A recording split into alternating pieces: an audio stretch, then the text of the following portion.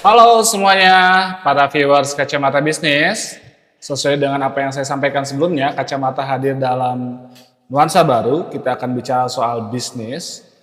Dan hari ini kita akan membahas tentang UMKM yang menjadi penopang perekonomian Indonesia, tapi sayangnya dalam pendistribusian produk, UMKM mengalami keterhambatan yang cukup luar biasa. Nah, hari ini saya ditemani oleh CEO dari PT Global Multi Distribusi. Nah, nanti biar beliau yang menjelaskan ya. Baik, kita langsung perkenalkan saja beliau dengan Mas Bro Agung. Mas Bro Agung. Oke, nah ini beliau CEO-nya nih ya. Nah, Mas Bro, izin nih Mas Bro, awal-awal kepada viewers Kacamata Bisnis nih, saya mau tanya nih Mas Bro, langsung saya tanya boleh ya? Nah, bisa diceritain nggak Mas Bro terkait dengan PT Global Multi Distribusi itu apa? Oke, jadi terima kasih ya buat teman-teman Kacamata Bisnis itu udah mengundang kita ke sini gitu. Global Multi Distribusi secara general adalah perusahaan yang bergerak di bidang distribusi dan juga komersial gitu. Ya samalah gitu kalau melihat dengan background yang ada, kita merasa ini adalah keresahan dari beberapa teman-teman yang ada di dunia profesional employee lah ya. Dalam artian dengan PDB yang memang besar dari UMKM, tapi perhatian atau aksi nyata yang terjadi di sana memang masih cukup masih cukup minim lah ya. Kemudian yang kedua, keberadaan distributor atau keberadaan pihak yang bisa membantu mengkomersialkan produk-produk UMKM itu kami rasa memang masih belum cukup tereksplorasi dengan baik gitu. Peran kami mengambil posisi menjadi kepanjang tanganan atau menjadi mitra strategis gitu ya beberapa pihak, baik itu dari sisi prinsipal maupun ataupun supplier maupun dari sisi government untuk membantu UMKM yang ada gitu. Jadi awal mulanya tuh didirikan PT GMD itu karena keresahan Betul. dan respon dari kondisi yang ada di UMKM. Betul. Menarik ya. Nah, di sini kan pastinya dengan sebagai agregator ya, melakukan pendistribusian ke pasar. Apa sih yang ditawarin oleh PT GMD ini dan apa bedanya dengan distribusi konvensional? Oke, kalau kita berkaca dengan dunia distribusi yang sudah cukup maju lah ya gitu. Apalagi sekarang kalau ngelihat beberapa buku marketing udah 6.0 ya. Walaupun di Indonesia memang masih cukup tertinggal lah gitu polanya. Sebenarnya yang kita lakukan itu tidak melakukan inovasi yang terlalu agresif ya. Kita hanya menerapkan beberapa teknologi di mana hal ini sudah jadi sangat common di beberapa company besar gitu. Which kita punya beberapa services. Yang pertama ada OMS atau Order Management System, kemudian ada WMS Warehouse Management System, dan terakhir ada TMS atau Transportation Management System gitu. Dimana once produk dari supplier datang ke kita dan the way of mereka di deliver sampai ke end consumer, traceability-nya bisa dijaga gitu. Dalam artian banyak distributor konvensional yang ketika mereka melakukan distributing produk itu hanya memindahkan satu barang ke tempat yang lain.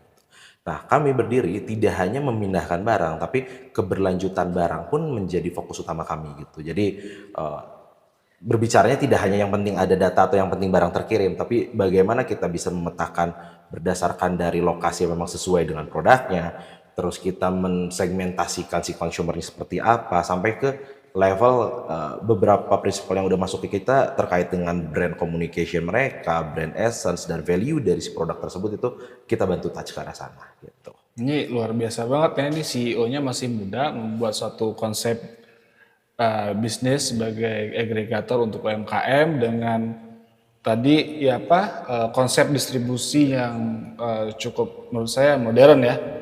Dan ini tuh kan pasti tujuan utamanya ada efisiensi. Dan efektivitas kan seperti itu ya. Nah sekarang bagaimana caranya dari PT GMD ini bisa memastikan tuh untuk para klien ya mungkin dari UMKM, oh ya produknya tuh sudah didistribusikan secara efektif dan efisien. Yang paling utama yang kita lakukan, jadi si pola itu ada dua, ada yang sifatnya prinsipal besar, ada yang sifatnya UMKM gitu. Tapi secara pola kita coba samakan gitu. Nah, terkait dengan pertanyaan tadi, efisiensi, efektivitas itu kan it's all about performance, performance things yang akan Betul, betul. dilakukan dari sisi trackernya si supplier. Nah, kita sekarang lagi developing satu CRM di mana semua supplier yang terlibat dengan bisnis dengan kami, mereka itu cukup melihat dari sisi satu dashboard tersebut, di mana tadi tuh ada OMS, WMS, TMS, itu jadi salah satu parameter mereka untuk mengetahui sebenarnya produk kita tuh sudah seberapa masif sih di satu tempat gitu. Bahkan kalau misalkan kita bedah lagi CRM-nya, kita nanti bisa melihat area-area yang memang jadi potensialnya seperti apa. Jadi kita membagikan tuh jadi tiga kategori ya. Dari mulai priority 1 yang paling besar sampai dengan priority 3 yang jadi less priority gitu. Means kita berdiri dengan 3 pilar. Satu, inklusif, semua produk bisa masuk di kita. Yang kedua, kita menggunakan teknologi, dan yang terakhir kita kreatif. 3 part ini jadi pilar utama GM Distrindo gitu. Nah, terkait dengan part yang ada di principal atau supplier, traceability atau tracking data itu bisa dilihat dengan sangat mudah. Jadi kita nggak perlu setiap hari setor ke mereka, tapi ada satu dashboard bersama yang kita gunakan untuk melihat sebenarnya performance produk kita itu seperti apa. Including dengan kalau misalkan ada produk yang mau baru dirilis lah ya, new product launch gitu. Dari mulai market research, kemudian market acceptance index gitu ya. Part itu bisa kita provide dan nanti bisa dibuka di di dashboard yang sudah kita sediakan gitu ya untuk supplier-supplier yang nanti memang masuk ke sisi kita. Ini cukup common sebenarnya kalau ngomongin prinsipal besar ya, tapi ini cukup masih awam lah untuk UMKM ya. Cuman poin utama kita adalah gimana caranya UMKM itu tidak hanya dibina untuk membuat produk, tapi mereka pun diberikan pemahaman supaya produk ini bisa berkelanjutan. Gitu. Itu sih yang jadi poin utama kita. Keren. Berarti nanti di dashboard itu bisa sekaligus para pelaku UMKM itu mapping nih potensial marketnya di mana, yang low-nya di mana, kemudian nanti dimaksimalkannya di mana, ya kan? Betul. Berarti udah sampai hampir sama kayak konsultan juga ngebantuin berarti ya? Iya, semi konsultan. Bisa ngebantuin juga secara langsung dashboard itu. Betul. Karena memang tadi kita punya 3 pilar dan visi utama kami ya gitu. GM Distrindo ini tuh harus menjadi wadah di mana orang-orang itu mendapatkan kebermanfaatan lah.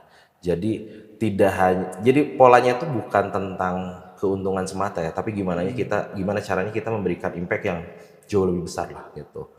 Karena memang kalau dilihat dari background company ya, beberapa orang yang join ke sini gitu. Ini company bootstrap gitu. Honestly ini company bootstrap. Jadi memang tanpa ada investor, belum pakai funders gitu. Kita mendirikan dengan visi yang sama, di mana menurut kami dengan karir yang sudah kami lalui di beberapa perusahaan yang cukup besar gitu ya, kita nggak terlalu memberikan impact yang besar terhadap society lah ya.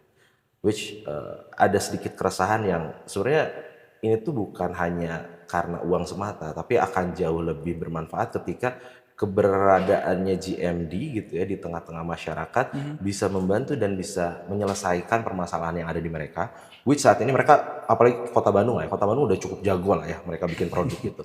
Tapi ketika produknya jadi dan bagaimana produk diterima masyarakat itu yang jadi problem. Gitu. Jadi kami hanya melanjutkan dari apa yang sudah baik gitu yang ada di sekitar masyarakat untuk gimana caranya produk yang udah ada ini bisa terdistribut dan mereka bisa continue terus. Karena sayang juga misalkan mereka bikin produk 1 kali produksi udah berapa habis tuh. Begitu barang dijual ternyata mandek di salah satu channel misalkan gitu ya, mandek di grosir, mandek di retail ataupun nggak nyampe ke consumer. Nah, tugas kami adalah ensuring bahwa produk yang ada dengan kualitas yang bagus gitu, itu bisa diterima oleh market gitu. Jadi memang banyak hal yang jadi motivasi utama kami untuk ya at least kalau ngomongin jangka panjang gitu ya, ketika orang-orang yang ada di kami ini sekarang udah nggak ada, tapi company ini tetap bisa memberikan wadah untuk memberdayakan masyarakat, dalam artian masyarakat bisa mendapatkan keuntungan yang cukup baik lah untuk penghidupannya mereka. Gitu. Jadi memang sudah ada research ya sebelumnya tentang UMKM sendiri, bahwa memang distribusi ini salah satu kendala besar di UMKM. Betul. Produknya bagus, tapi distribusinya bingung mau dipasarkan kemana dan bagaimana caranya. Mantap. Nah, sekarang ini kan cukup menarik ya bagi para pelaku UMKM ya. Saya aja sebenarnya menarik makanya mengundang Mas CEO datang ke sini untuk berdiskusi dan memberikan informasi. Gimana sih caranya UMKM ini nih ya bisa bergabung nih jadi mitra bisnisnya dari GMD nih?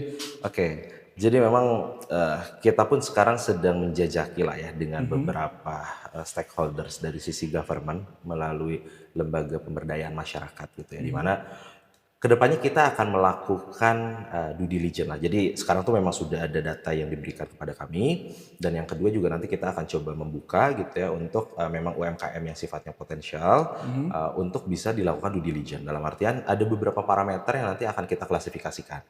Yang pertama misalkan terkait dengan kapital yang mereka punya gitu. Sebenarnya mereka tuh seberapa powerful sih.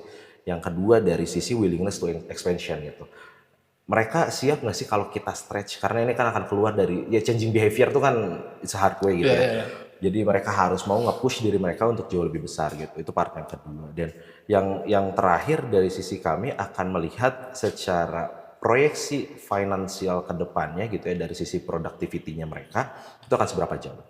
Means kalau tiga part ini bisa tercapai oleh calon si UMKM, fase selanjutnya adalah mereka akan kita coba treat dari produk yang nanti akan dihasilkan, gimana caranya produk tersebut tuh punya value branding. Value branding means gitu ya, kalau misalkan kita jualan keripik biasa lah ya di masyarakat gitu, harganya mungkin bisa apa ya, bisa sangat murah gitu ya, apalagi perang-perangan harga gitu ya. Iya, iya. Di kami tidak bermain dengan produk-produk yang sensitive price gitu. Jadi memang kalau melihat market saat ini cukup banyak produk yang masih berkutat di perang harga ya. Tapi ketika kita lihat dari sisi lain, misalkan ada beberapa unique selling point yang bisa kita angkat gitu ya, di mana produk ini punya sesuatu yang berbeda dari yang lain. Part ini yang akan kita bantu ke UMKM, karena kalau kita ngelihat market sekarang, marketnya tuh nggak hanya per RW, per kecamatan, per kelurahan ya.